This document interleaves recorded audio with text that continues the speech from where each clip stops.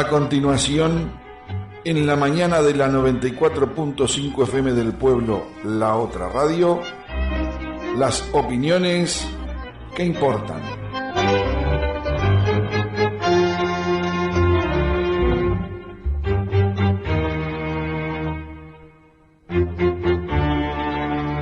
En las opiniones que importan, contamos con la presencia del doctor Rómulo Rodríguez Canzán.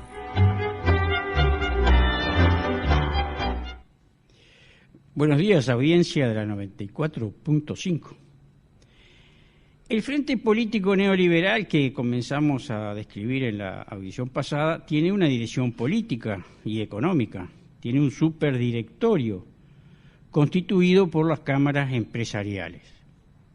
La verdadera estrategia económica se decide allí. Allí se ajusta constantemente esa estrategia económica. Allí es donde se determina en qué sectores de la economía será potencialmente mayor la tasa de ganancia. Y es allí donde se hacen los borradores de las leyes que luego se debaten en el Parlamento. Alguien exigirá que nosotros demostremos esto que estamos diciendo. Y yo digo que sí, que es posible que lo exijan, pero ese alguien tendrá que demostrar a su vez que esto que estamos diciendo no es así. Y para eso que confronte con la historia y con los hechos. Allí se decidió hace décadas y bajo control gringo lo que debían hacer los consejos de Estado y los cónclaves bajo dictadura cívico-militar. Y allí se diseñó la política económica que deben seguir bajo democracia tutelada, como diría el Bebe Sendik, los gobiernos de los partidos tradicionales y del Frente Amplio. Basta repasar ahora lo que determinó el cónclave de San Miguel, por ejemplo, y el de Colonia Suiza. De allí salió la concepción de la estrategia económica, que luego se concreta en la ley forestal, en la ley de zonas francas, en la ley de las sociedades anónimas propietarias de tierras, en la ley del secreto bancario, en la ley de las AFAP, en la apertura económica y el libre flujo de capitales, en las leyes privatizadoras, etcétera. Y más cerca, la ley de la reforma tributaria del señor Astori, la ley de la participación público-privada, la ley de la megaminería y seguimos sumando. Basta repasar algunos eventos empresariales públicos, por ejemplo los congresos, las reuniones de empresarios, para ver cómo es claro que el sector empresarial es el que le marca la agenda a los partidos políticos. Por ejemplo, en la exposición del Prado, en el Congreso de la Federación Rural de Soriana hace unos días, en los almuerzos de la EDM, en las reuniones de empresarios de la Asociación Cristiana. Es allí donde se diseña el borrador de lo esencial de qué es lo que quieren los empresarios que les vote el Parlamento. Los detalles secundarios se ajustan luego en los lamentables debates que a veces se dan en el ámbito parlamentario. Es verdad, sin embargo, que suelen surgir problemas y que a veces a la oligarquía no le sale todo como lo planeara. ¿A qué se debe esto? A una característica que es común a todos los partidos políticos del Frente Neoliberal, blancos, colorados, frente amplistas e independientes. Todos ellos son a su vez unos mini frentes en los que los distintos actores pretenden representar intereses contradictorios. Por ejemplo, mantener la ganancia del capital gringo y a la vez pretender defender el salario del trabajador explotado por ese mismo capital. O el del pequeño, mediano y alguno no tan mediano productor rural que es expulsado de la tierra. El que no tiene esas contradicciones es el Partido Independiente, que es un corcho neoliberal que flota en el Parlamento según viene la corriente. El análisis del Partido Colorado, por ejemplo, permite ver que existe un sector ultraconservador neoliberal liderado por el doctor Bordaberry, que pide, por ejemplo, un tratado de libre comercio con Estados Unidos. Y junto a él está el señor Amorín Valle, que pretende representar al vallismo y que se supondría que plantea el estatismo vallista, la industrialización del país, la defensa de los entes públicos y de la banca nacional, así como la soberanía monetaria nacional, etcétera, en apoyo de la producción nacional. Obviamente, la doctrina vallista está en franca contradicción con la filosofía neoliberal, cosa que el señor Amorín Valle sabe, al igual que otros dirigentes colorados. ¿Qué es lo que une al mismo lema o en el mismo lema estos dos dirigentes con planteos teóricos en sí mismos contradictorios, no parece ser otro que el de ganar posiciones de poder dentro del sistema político, fortaleciendo posiciones en extremos conservadoras dentro del frente político neoliberal. El programa que sustentan así lo hace prever.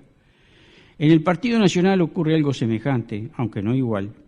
El sector del doctor Lacalle Pou es netamente neoliberal y el del doctor Larrañaga también lo es, por más que éste intenta disimularlo en sus discursos, cosa que quizá explique que no se refiera en profundidad en sus intervenciones a los grandes temas nacionales, como por ejemplo el de la tierra. El wilsonismo bien entendido creo que fue en su momento un audaz planteo innovador de las estructuras productivas nacionales, en especial en lo referido a la estructura de la propiedad de la tierra, concebido en un momento de la historia del país en que el diagnóstico de la crisis de carácter estructural no era discutido casi que por nadie. Hoy el wilsonismo es contradictorio con el neoliberalismo. Bajo esa concepción es imposible aceptar la extranjerización de la tierra, ni los agronegocios, ni la megaminería, etc. Diría, para resumir, que la explicación última de por qué los discursos que oímos son tan superficiales, de parte de algunos dirigentes de los partidos tradicionales, es porque, en último término, el neoliberalismo que proponen entre líneas es contradictorio con la propia historia de los partidos tradicionales. ¿Cómo va a conciliarse el antiestatismo neoliberal con la doctrina bayista? ¿Cómo va a conciliarse la extranjerización de la tierra con el wilsonismo? En el Frente Amplio, por su lado, ocurre otro tanto, aunque con sus particularidades. Su historia no es tan larga como la de los partidos tradicionales y, sobre todo, que sus actores históricos fueron otros, pero en el fondo es más de lo mismo, contradicciones con su propia historia, por así decirlo.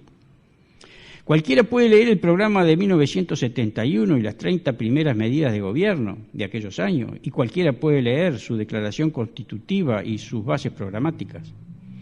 Y de esas lecturas surge con toda evidencia que las políticas de gobierno frentistas son contradictorias con sus documentos fundacionales históricos. La lucha contra la oligarquía y el imperialismo estaba claramente establecida, y la tinta está aún fresca.